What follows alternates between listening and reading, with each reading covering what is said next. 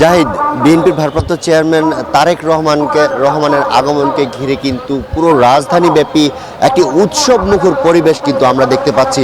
একদম আমি এখন এই মুহূর্তে শাহজালাল বিমানবন্দরের সামনে রয়েছি। এখানে মূলত আশেপাশে যেদিকেই তাকাবেন শুধু মানুষের যেই স্রোত, জনস্রোত, সেই জনস্রোত কিন্তু আমরা দেখতে পাচ্ছি। আপনারা দেখছেন যে ব্যানার, ফেস্টুন, প্লে কার্ড এবং হচ্ছে তারেক রহমানকে সংবর্ধনা দেওয়ার জন্য যার কাছে যাই আছে সংবর্ধনা দেওয়ার জন্য প্লে কার্ড থেকে শুরু করে তারও রং বেরঙের বিভিন্ন দৃষ্টিনন্দন আমরা ককশিডের বিভিন্ন বস্তু আমরা দেখতে পেয়েছি। সব কিছু মিলে হচ্ছে চারদিকে একটি উৎসব মুখর পরিবেশ বিরাজ করছে। আর যেমনটা আপনি বলছিলেন যে মূলত তারেক রহমানের বহনকারী যে বাংলাদেশ এয়ারলাইন্সের যে বিমানটি মূলত বাংলাদেশের সীমানায় হচ্ছে প্রবেশ করেছে।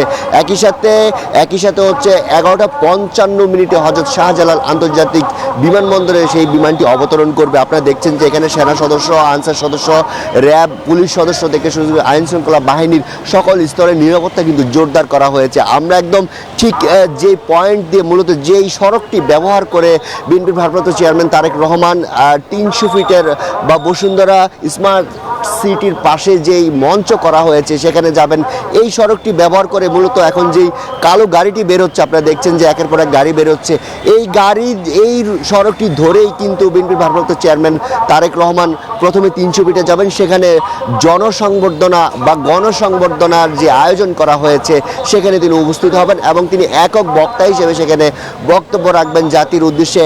একই সাথে তারপর হচ্ছে তিনি এভারকেয়ার হাসপাতালে যাবেন। বিএনপি চেয়ারপারসন বেগম খালেদা জিয়ার শারীরিক খোঁজখবর নেবেন। সেখানে তিনি প্রায় 2 থেকে আড়াই ঘন্টা থাকবেন। তারপর হচ্ছে গুলশানের বাসভবনে যাবেন।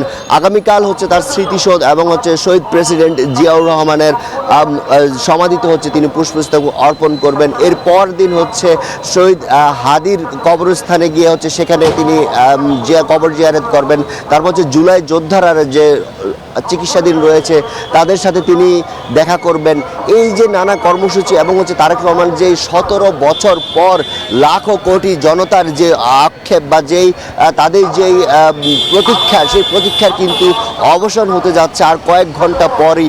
এই কয়েক ঘন্টা পর যখন বিএনপি ভারপ্রাপ্ত চেয়ারম্যান তারেক রহমান যখন বাংলাদেশ শাহজালাল বিমানবন্দরে বিমানটি অবতরণ করবে, তখন থেকে মনে হচ্ছে যে এখনই কিন্তু যে উৎসবমুখর পরিবেশ আমরা দেখতে পাচ্ছি, সেই পরিবেশ কিন্তু বলেই দিচ্ছে যে তার জন্য যে গত 17 বছরের যে অপেক্ষা, সেই অপেক্ষার অবসান ঘটতে যাচ্ছে। এই ছিল শাহজালাল বিমানবন্দরের সামনে থেকে আমার কাছে সব শেষ। জাহিদ, ধন্যবাদ আরিফুল ইসলাম।